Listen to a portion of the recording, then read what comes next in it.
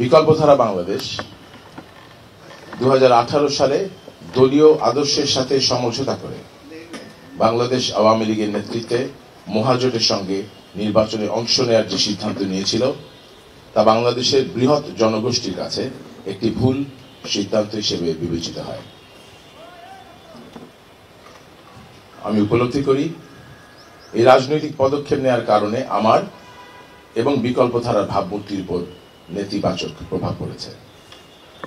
দলীয় নেতৃবৃন্দ ও বিকল্পধারার নেতৃত্বাধীন যুক্তফ্রন্টের অন্যান্য শরিক দলের রাজনৈতিক নেতৃত্ব তৎকালীন বাস্তবতার বিচারে মহাজোটে শরিক হয়ে নির্বাচনে অংশগ্রহণ করার সিদ্ধান্ত গ্রহণ করেছিলেন।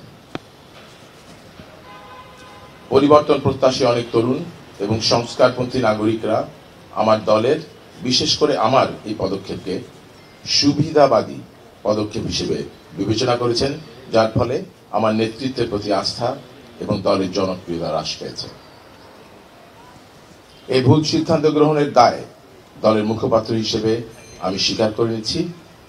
উপলব্ধি ও আত্মসমালোচনার মাধ্যমে এই ভুল থেকে বেরিয়ে এসে বিকল্পধারার আদর্শকে সমুন্নত করতে না পারলে আমি মনে করি বর্তমান প্রজন্মের কাছে বিকল্পধারা তার প্রাসঙ্গিকতা হারাবে।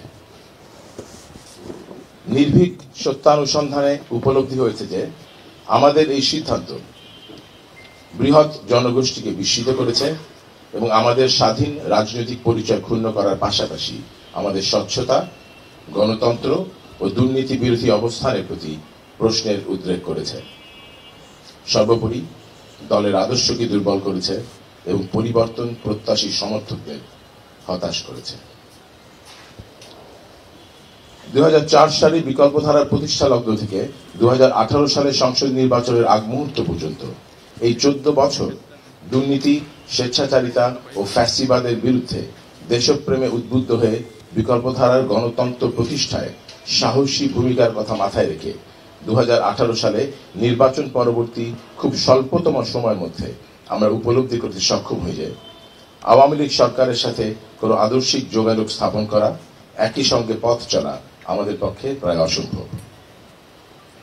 2018 সালের নির্বাচনের পর ওই সরকারের পুরো মেয়াদে শাসক দল আওয়ামী লীগের সঙ্গে বিকল্পধারা বাংলাদেশের আনুষ্ঠানিক অথবা অনানুষ্ঠানিক কোনো বৈঠক হয়নি। সরকারি বা প্রধানমন্ত্রীর কোনো অনুষ্ঠানে বিকল্পধারা কেন্দ্রীয় নেতৃবৃন্দের কোনো উপস্থিতিও ছিল না। তথাপি সরকার বিরোধী দৃঢ় অবস্থানে না যেতে পারার ব্যর্থতা আমরা স্বীকার করে নিচ্ছি এবং আন্তরিকভাবে দুঃখ প্রকাশ করছি। 2024 সালের নির্বাচনে অংশগ্রহণ ছিল আমাদের 2018 সালের ভুল সিদ্ধান্ত গ্রহণের পর সংশোধনের প্রথম পদক্ষেপ। বিকল্পধারা বাংলাদেশ 2024 নির্বাচনে অংশগ্রহণকারী একমাত্র দল যারা শাসক দল তথা আওয়ামী লীগের সঙ্গে কোনো ধরনের আলোচনা বা সমঝোতার চেষ্টাও করেনি। নির্বাচনে অংশগ্রহণ বিজয় অর্জনের উদ্দেশ্য ছিল না, উদ্দেশ্য ছিল বিকল্পধারা বাংলাদেশের সক্রিয় রাজনীতি ও নিজ আদর্শে ফিরে আসা। যে কারণে 2018 সালের একতরফা প্রহসনমূলক নির্বাচনে অসম্মানজনক বিজয়ের চাইতে 2024 সালের পরাজয় আমাদের কাছে অধিকতর সম্মানজনক ছিল। প্রিয় সাংবাদিক বন্ধুগণ, জুলাই বিপ্লবের সূচনা লগ্নে 12ই জুলাই আমার বাবা অসুস্থ হয়ে পড়েন। তাকে উত্তরা মহিলা মেডিকেল কলেজ হাসপাতালে ভর্তি করা হয়। তখন থেকে 10ই সেপ্টেম্বর পর্যন্ত আমি বাবার সঙ্গে হাসপাতালে অবস্থান করি। 16ই জুলাই শহীদ আবু সাইদের হৃদয় বিদারক মৃত্যু সমস্ত বিবেকবান নাগরিকের মধ্যে ফ্যাসিবাদের বিরুদ্ধে চূড়ান্ত ক্ষোভের সঞ্চার করে। এই মেডিকেল কলেজের প্রতিষ্ঠাতা অধ্যাপক বি চৌধুরীর নির্দেশে আমরা সাথে সাথে কলেজের সকল শিক্ষার্থী, শিক্ষক এবং ইন্টার্নি ডাক্তারদের সাথে নিয়ে আন্দোলনকারীদের পাশে দৃঢ়ভাবে দাঁড়ানোর সিদ্ধান্ত গ্রহণ করি। রাজনৈতিক নেতা হিসেবে নয়, বরং বিবেকবান মানুষ হিসেবে জন আকাঙ্ক্ষার সাথে সংহতি রেখে আমাদের অগণিত গুলিবিদ্ধ, ঝাঁঝরা, আহত সন্তানদের সহযোগিতায় সর্বশক্তি নিয়ে সম্মিলিতভাবে এগিয়ে আসি। আন্দোলনের এক পর্যায়ে 17ই জুলাই উত্তরা এলাকা অগ্নিগর্ভ রূপ ধারণ করে। আইন শৃঙ্খলা রক্ষাকারী বাহিনী ও ছাত্রলীগের নৃশংসতা আমরা নিজ চোখে অবলোকন করেছি।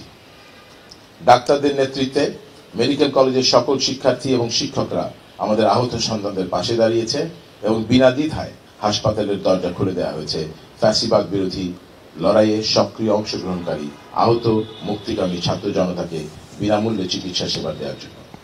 হাসপাতালে ভর্তি অগণিত ছাত্র জনতার নিরাপত্তার জন্য আমাদের শিক্ষার্থী, আমি ও বিকল্পধারার নেতাকর্মীরা সারা রাত জেগে পাহারা দিয়েছি। আমাদের হাসপাতাল উত্তরে অবস্থিত হয় মধ্য জুলাই থেকে সর্বপ্রথম বিনামূল্যে চিকিৎসা সেবা প্রদানকারী প্রতিষ্ঠান হিসেবে আমাদের বীর সন্তানদের পাশে দাঁড়াতে পেরেছি। এর মধ্যে ছিল আইসিইউ সাপোর্ট ও সার্জারি বা অস্ত্রোপচার সহ সকল সুবিধা। আমাদের অক্লান্ত প্রচেষ্টা সত্ত্বেও সৃষ্টিকর্তার আহ্বানে সাড়া দিয়ে আহতদের মধ্য থেকে 3 জন শহীদ হয়। 29 জুলাই আমার বাবা অধ্যাপক বি চৌধুরী গুরুতর অসুস্থ অবস্থায় চিকিৎসকদের নিবিড় পর্যবেক্ষণে থেকে মেজর আব্দুল মান্নান এবং আমার উপস্থিতিতে বৈষম্য বিরোধী আন্দোলনকারী ছাত্র জনতার সকল দাবি মেনে নিতে সরকারের প্রতি জোরালো দাবি এবং পাশাপাশি সর্বস্তরের জনসাধারণকে ছাত্রদের পাশে এসে দাঁড়ানোর উদ্যত আহ্বান জানিয়ে বিবৃতি প্রদান করেন। বিবৃতিতে বি চৌধুরী দ্ব্যর্থহীন কণ্ঠে বলেন, আমাদের সন্তানদের গুলি করে হত্যা করা ক্ষমাহীন অপরাধ। রাজনীতির দোহাই দিয়ে এটাকে গ্রহণযোগ্য করার কোনো সুযোগ নেই। তিনি শাসক দলকে মনে করিয়ে দিয়ে বলেন, রাজনীতি, দল, সরকার অথবা ক্ষমতা কোনো কিছুই আমাদের সন্তানদের জীবনের থেকে অধিক মূল্যবান হতে পারে না। অধ্যাপক বি চৌধুরীর এই বিবৃতি 1 ও 2 আগস্ট বিভিন্ন গণমাধ্যমে প্রকাশিত হয়। বৈষম্য বিরোধী ছাত্র আন্দোলনের সক্রিয় অবস্থানের প্রতি পূর্ণ শ্রদ্ধাশীল হয়ে আমরা 17 জুলাই থেকে 5 আগস্ট পর্যন্ত নিজেদের রাজনৈতিক ব্যানার ব্যবহার না করে বৈষম্য বিরোধী ছাত্র জনতার নেতৃত্বে আমরা ফ্যাসিবাদকে দৃঢ়ভাবে মোকাবেলা করি। আমরা বিশ্বাস করি ফ্যাসিবাদের পতন হয়েছে বৈষম্য মুক্ত বাংলাদেশের স্বপ্ন দেখা নাগরিক ও মুক্তিকামী জনতার ঐতিহাসিক বিপ্লবের মধ্য দিয়ে কোনো একক রাজনৈতিক কৌশল বা নেতৃত্বে নয়। সহযোদ্ধা, সাংবাদিক বন্ধুগণ, আমি আপনাদের মাধ্যমে দ্ব্যর্থহীনভাবে জানাতে চাই, ছাত্র জনতা এবং আমাদের শহীদ সন্তানদের পবিত্র রক্তের উপর দাঁড়িয়ে একটি বৈষম্যমুক্ত জন আকাঙ্ক্ষার বাংলাদেশ এবং সামগ্রিক রাষ্ট্র সংস্কারের দায়িত্ব নিয়ে অন্তর্বর্তীকালীন সরকার শপথ গ্রহণ করেছে। অভীষ্ট লক্ষ্যে পৌঁছানোর জন্য এই সরকারকে সার্বিক সহযোগিতা করতে বিকল্পধারা বদ্ধপরিকর।